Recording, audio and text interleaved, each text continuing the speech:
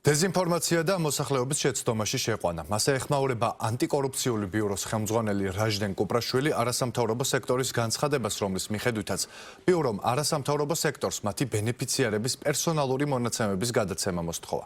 რაჟდენ კუპრაშვილის თქმით, ბიურო კანონით დადგენილი ნორმებით მოქმედებს, რომლის მიხედვითაც მისი ვალდებულებაა მოქალაქეთა პოლიტიკური გაერთიანების საარჩევნო სუბიექტის და გაცხადებული საარჩევნო მიზნის მქონე პირის ფინანსური საქმიანობის მონიტორინგი. საქართველოს კანონის უცხოეთის აგენტების რეგისტრაციის აქტის აღსრულების მიზნით. ბიუროს ხელმძღვანელის შეფასებით მოთხოვნილი სამართლებრივი და ფინანსური დოკუმენტაცია არ ცდება საკანონმდებლო უუფლებამოსილების ფარგლებს და მიმართულია მხოლოდ გრანტის მიმღები ან პოლიტიკური აქტივობის მქონე ორგანიზაციების საქმიანობის მიზნობრიობის შესწავლისკენ. კუპრაშვილის განმარტებით კანონმდებლობის შესაბამისად სრულად იქნება უზრუნველყოფილი პროფესიული თუ პერსონალური ინფორმაციის დაცულობა.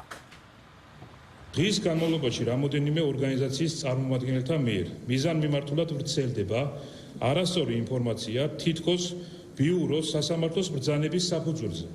მათი ორგანიზაციებისაგან არამიზნობრივად ითხოვს მოქალაქეთა პირადი და პროფესიული საიდუმლოების ამსახველ დოკუმენტაციას. ჩვენს მიერ მოთხოვნილი სამართლებრივი და ფინანსური დოკუმენტაცია არ ცდება საკანონმდებლო უფლებამოსილების ფარგლებს, მიმართული არის მხოლოდ გრანტების მიმღები ან პოლიტიკური აქტივობის მქონე ორგანიზაციების საქმიანობის მიზნობრიობის შესწავლისკენ.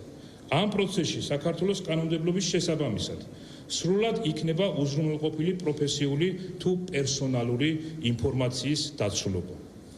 მიგვაჩნია, რომ არსებული დეზინფორმაციული კამპანია ემსახურება მოსახლეობის შეცდომაში შეყვანას და მიზნად ისახავს გამჭვირვალობისკენ მიმართული კანონმდებლობისა და სამართლებრივი პროცესის დისკრედიტაციას.